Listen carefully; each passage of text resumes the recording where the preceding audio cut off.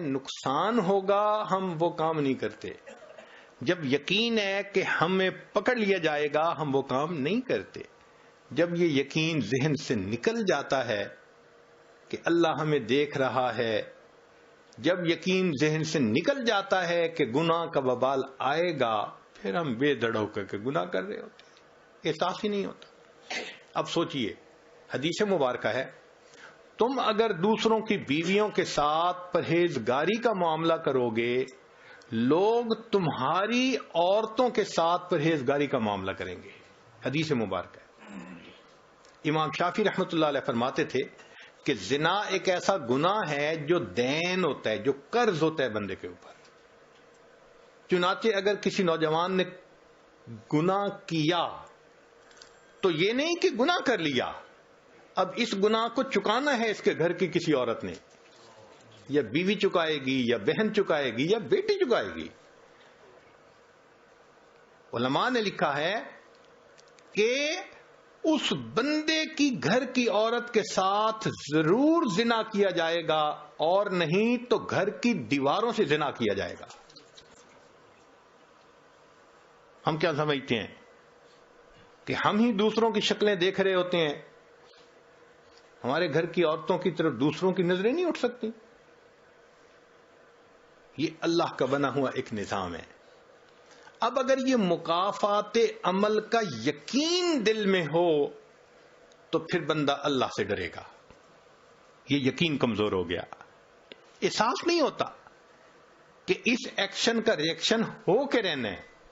دیکھیں اللہ تعالیٰ وہ ذات ہے، قرآن مجید میں فرمایا فَمَن يَعْمَلْ مِثْقَالَ ذَرَّةٍ خَيْرًا يَرَهُ، ذرہ کے برابر بھی نیکی کا عمل ہوگا اس کا بھی بدلہ دیں گے. ذرہ کے برابر گناہ کا کام ہوگا اس کا بھی ہم بدلہ دے کے رہیں گے. تو جہاں ایکوریسی لیول اتنا ہے کہ ذرہ جیسی نیکی بھی آنکھوں سے اوجھل نہیں ہو سکتی، ہم گناہ کر کے کیسے اس کے وبال سے بچ سکتے ہیں؟ اس یقین کو دل میں بٹھانے کی ضرورت ہے. صحابہ رضوان کے دل میں یہ یقین بیٹھ گیا تھا.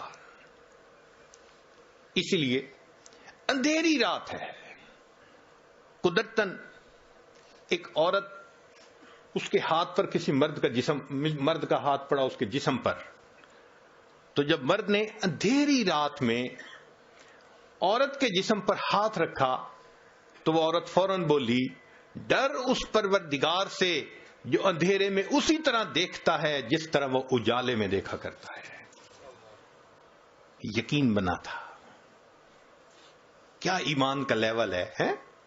اندھیرا ہے، کوئی قریب نہیں، کسی کو پتہ نہیں کیا ہو رہا ہے. عورت فوراً جواب دیتی ہے، ڈر اس پروردگار سے جو اندھیرے میں اسی طرح دیکھتا ہے جس طرح وہ اجالے میں دیکھتا ہے. تو یہ مکافات عمل کا یقین نہیں ہوتا کہ ہم جو کر رہے ہیں اس کا وبال لوٹ کے آنا ہے. نیکی کریں گے تو رحمتیں برسیں گی، اگر گناہ کریں گے تو لعنتیں برسیں گی. چنانچہ علماء نے لکھا ہے کہ ہر گناہ کا رد عمل ہوتا ہے مگر 3 انداز سے ہوتا ہے. سب سے پہلا اس کو نکیر کہتے ہیں. نکیر کا کیا مطلب؟ نقد سزا. بندے نے گناہ کیا، نقد سزا مل گئی. ایسا ہی ہے کہ غلطی کی، ایک تھپڑ پڑ گیا تو بندہ ذرا بچتا ہے. پھر اس کو نکیر کہتے ہیں. فوراً اس کا اثر سامنے آتا ہے. چنانچہ ایک زمیندار کا واقعہ سنیے کہ جس کی اتنی زمینیں تھیں کہ اس کی زمین میں کئی ریلوے اسٹیشن بنے ہوئے تھے. ریل چلتی تھی، ایک اسٹیشن پہ آتی تھی، پھر دوسرے ریلوے اسٹیشن پہ، پھر تیسرے پہ، اور یہ سب ریلوے اسٹیشن اس کی اپنی زمین میں تھے. ایک دن اپنے دوستوں کے ساتھ شہر کے چوک میں کھڑا گفتگو کر رہا ہے تو دوست نے کہا کہ آج کل بس تنگی ہے مال کی اور میں بہت پریشان ہوں. تو اس نے تکبر سے ایک بات کی کہ یار تم پریشان رہتے ہو کہ آئے گا کہاں پہ، اور میری یہ حالت ہے کہ میں پریشان رہتا ہوں لگاؤں گا کہاں پہ. تکبر، عجب. اور میری تو 40 نسلوں کو بھی پرواہ نہیں ہے. جب اس نے یہ تکبر کے الفاظ بولے، اللہ نے اس کو اپنی پکڑ میں لے لیا. ہوا کیا؟ اب بزنس پہ نقصان سے نقصان، نقصان پہ نقصان، پیسے جانے شروع ہو گئے. 7 بیمار ہو گیا، اور بیمار ہونے کے بعد 6 مہینے کے اندر یہ دنیا سے رخصت ہو گیا. اس کا ایک ہی بیٹا تھا، 17-18 سال اس کی عمر تھی لڑکے کی. ساری دولت، ساری زمین اس کے وراثت میں آ گئی. اب جب مال بھی ہو اور جوانی بھی ہو تو پھر اس قسم کے لوگ بھی قریب ہو جاتے ہیں جو شراب اور شباب والے ہوں. چنانچہ اس کو انہوں نے برے رستے پہ ڈال دیا. اب یہ کبھی اس کے ساتھ رات گزار رہا ہے، کبھی اس کے ساتھ رات گزار رہا ہے. کسی نے اس کو اور بڑے شہر میں پہنچا دیا، پینے پلانے کی بھی عادت ڈال دی. اب بینک کا جتنا پیسہ تھا وہ لٹنے لگ گیا. کسی نے اسے کہا یہاں کیا دیکھو گے، ذرا باہر نکل کے دنیا دیکھو. تو اس نے اس کو کسی باہر کے ملک کا راستہ دکھا دیا کہ وہاں کے نائٹ کلب میں کیا ہوتا ہے. اب وہاں جا کے یہ پیسے لٹانے لگ گیا. 1-2 سال کی بات ہے، سب بینک اکاؤنٹ زیرو، اور بیماریوں کا بھی مریض ہو گیا. جب روز عیاشی کرنی ہے اور متعدد بار کرنی ہے تو نتیجہ کیا ہوگا؟ بیماریاں. نوجوان بچہ ہے مگر بیمار. اب زمینیں بچ گئیں. یہ کیا کرتا؟ زمین کا ٹکڑا بیچتا، جو پیسے ملتے پھر باہر کا ٹرپ لگاتا، پھر آ کے زمین کا اگلا ٹکڑا بیچتا. کچھ چند سالوں کے بعد ایک ایسا وقت بھی آیا، اس کی ساری زمینیں بک گئیں، ایک مکان رہ گیا تھا. پھر یہ اپنے نشے سے نہیں رہ سکتا تھا، پیسے کی ضرورت تھی. ایک وقت آیا اس نے اپنا ذاتی مکان بھی بیچ دیا. مال بھی ختم، جائیداد بھی ختم، ذاتی مکان بھی بک گیا. اب رہنے کی بھی جگہ نہیں تھی. چنانچہ ایک وہ وقت بھی آیا جس شہر کے چوک میں کھڑے ہو کر اس کے باپ نے تکبر کا بول بولا تھا، میری 40 نسلوں کو بھی پرواہ نہیں، اسی چوک میں کھڑا ہو کر اس کا بیٹا لوگوں سے بھیک مانگا کرتا تھا. اللہ نے دکھا دیا، میں دینا جانتا ہوں، میں لینا بھی جانتا ہوں. تمہارا بیٹا یہیں کھڑے ہو کر لوگوں سے بھیک مانگا کرے گا. اس کو نکیر کہتے ہیں، نقد سزا. یہ سزا کی پہلی قسم ہے. ایک ہوتا ہے تاخیر، کہ نقد سزا تو نہیں ملتی مگر مہلت مل جاتی ہے توبہ کرنے کے لیے. اگر توبہ نہ کرے تو پھر کچھ وقت کے بعد پھر سزا ملتی ہے. تلبیس ابلیس میں ابن جوزی رحمت اللہ علیہ نے واقعہ لکھا ہے کہ ایک نوجوان تھا، حافظ قرآن تھا. اس نے شہوت کی نظر کسی غیر پر ڈالی، اور اس کا نتیجہ کیا نکلا کہ 20 سال کے بعد قرآن مجید اس کے سینے سے نکال لیا گیا، بھول گیا قرآن پاک. یہ تاخیر ہوتی ہے کہ سزا تو ملتی ہے مگر ڈیلے ٹائم کے ساتھ ملتی ہے. چند دن لگیں، چند مہینے لگیں، چند سال لگیں، مگر سزا ملتی ہے. اس کو تاخیر کہتے ہیں. چنانچہ ہم اپنے بچپن میں اپنے محلے میں ایک بوڑھی عورت کو دیکھا کرتے تھے. وہ پاگل تھی، بچے اس کو تنگ کرتے تھے، کنکر مارتے تھے. تو مجھے میری امی کہتی تھی، بیٹا اس کو کبھی نہ تنگ کرنا، کبھی کنکر نہ مارنا. تو میں ہمیشہ کھڑے ہو کے، چھوٹا بچہ تھا، اس کو دیکھا کرتا تھا کہ یہ کیوں ایسے پاگل سی ہے، دیوانی سی ہے. جب بڑے ہوئے تو پھر والدہ نے اس کا قصہ سنایا. کہنے لگی کہ یہ ہمارے محلے کی ایک اچھے گھرانے کی خاتون تھی، جوان العمر تھی، اللہ نے اس کو بیٹا دیا، بیٹا بھی بڑا خوبصورت، گھر کے کام میں لگی ہوئی تھی۔ اب بچہ اپنی ماں سے بہت اٹیچڈ تھا۔ کچھ بچے ہوتے ہیں نا، گود کا چسکا ہوتا ہے کہ ہر وقت ماں ہی گود میں اٹھائے رکھے، وہ بھی اسی قسم کا بچہ تھا۔ اس عورت نے کوئی کام سمیٹنا تھا تو یہ اس بچے کو فیڈر دے کے لٹا کر گئی کہ تم اب جو ہے نا لیٹ جانا، اب باہر مت آنا، مجھے کام سمیٹنا ہے۔ اور بچہ فیڈر پہ کے پھر باہر، وہ تو معصوم بچہ تھا، چھوٹا تھا۔ تو ماں اس کو پھر لے کے آئی اور کہا کہ تم مجھے بہت تنگ کر رہے ہو، اب بالکل میرے پیچھے مت آنا۔ بچہ پھر آ گیا۔ اب اس کو غصہ آ گیا اور غصہ کنٹرول نہ ہوا تو یہ بچے پہ برسنے لگی، اس کو بہت سخت سخت کہا، میں تجھے سلا کے آئی تھی، کیوں میرے پیچھے آ گیا، تنگ کرتا ہے مجھے، سویا سو ہی جاتا تو اچھا تھا۔ جب اس نے یہ الفاظ کہہ دیے نا کہ تو سویا سو ہی جاتا تو اچھا تھا، اللہ کی پکڑ آ گئی۔ مگر اللہ نے اس وقت اس کے بیٹے کو موت نہیں دی، دعا قبول کر لی کہ یہ بد دعا تمہاری زبان سے نکلی نا بیٹے کے بارے میں غصے میں آ کے، اس کو تو ہم قبول کر لیتے ہیں، ابھی اس کو موت نہیں دیتے۔ اب وہ بچہ بڑا ہوا، لکھا پڑھا، وہ اسکول کا سب سے انٹیلیجنٹ بچہ، وہ کالج میں اسکالرشپ پانے والا بچہ۔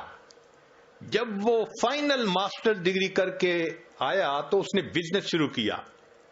اتنا اچھا بزنس چلا اس کا کہ پورے شہر کے لوگ اس بچے کی مثالیں دیتے تھے کہ دیکھو اتنے اچھے اخلاق والا، تحمل مزاجی والا، خوش مزاج، اچھے بچہ، اتنا اچھا اس کا بزنس ہے۔ لوگ اس کی شکل دیکھتے تھے، تمنا کرتے تھے کہ میری بیٹی کا رشتہ اس سے ہو جائے، بہن کا رشتہ اس سے ہو جائے۔ وہ ایسا نوجوان بچہ تھا۔ لوگ اپنے بیٹوں کو مثالیں دیتے تھے، بیٹا ایسا بننا۔ لو جی، بالکل جب جوانی کا وقت تھا، اب ماں نے اس کے لیے اپنے ہی رشتہ داروں میں کوئی بہت خوبصورت بچی حور پری ڈھونڈی۔ پھر اس کے لیے بڑی تیاریاں، پیسے کی کمی نہیں تھی۔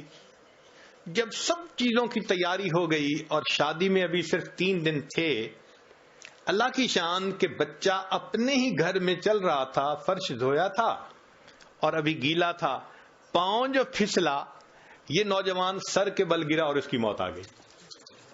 اللہ نے پھل کو پکنے دیا، جب پھل پک کے تیار ہو گیا تب اللہ نے پھل کاٹا۔ اب تجھے سمجھ لگے گی کہ تو نے میری کس نعمت کی ناقدری کی تھی۔ ماں کے ذہن پہ اتنا صدمہ اس کی موت کا ہوا کہ وہ ذہنی توازن کھو بیٹھی، وہ گلیوں کے اندر بس تن کے چنا کرتی تھی۔ تو کبھی نقد سزا ملتی ہے، نکیر، اور کبھی اس میں تاخیر ہو جاتی ہے۔